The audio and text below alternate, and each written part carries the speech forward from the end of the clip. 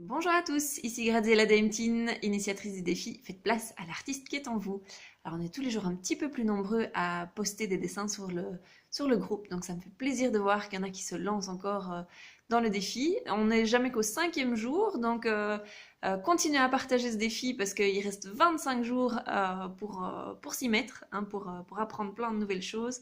Je l'espère en tout cas. Et voilà, et si vous trouvez de la valeur dans les vidéos que je poste, n'hésitez pas à mettre des petits pouces et des petits cœurs, histoire que je vois que vous êtes bien présents avec nous. Alors, l'astuce que je vais vous donner pour ce 5e jour de défi, c'est un outil en fait. C'est un outil qui va vous permettre de mieux cadrer ce que vous voulez dessiner. Alors cet outil, je vous le montre, il ressemble à ceci. Alors je vais vous proposer de bricoler un petit peu aujourd'hui.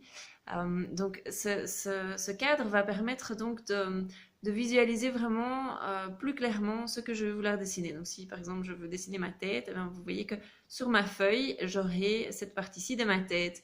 Donc je sais du coup un petit peu plus facilement où je vais positionner mes yeux, où je vais positionner ma bouche, où je vais positionner mes cheveux par exemple. Donc voilà, le fait de visualiser ça avec un encadrement comme ceci, ça permet déjà de savoir un petit peu où on va pouvoir placer les objets. Alors c'est important quand vous utilisez cet outil de toujours être assis au même endroit.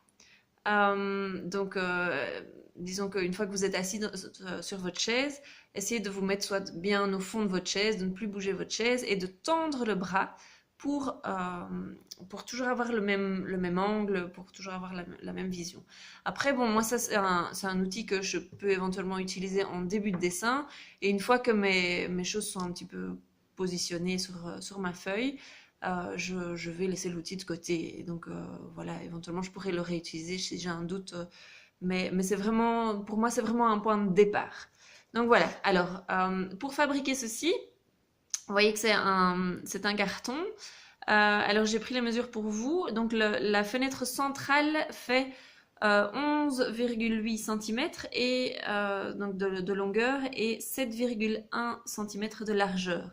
Donc si vous voulez la fabriquer vous-même, c'est assez facile. Vous prenez un carton et vous découpez donc un rectangle au milieu de 11,8 sur 7,1.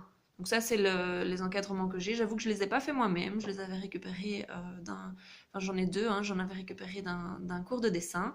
Et donc, voilà, ce sont les mesures qui m'avaient été données.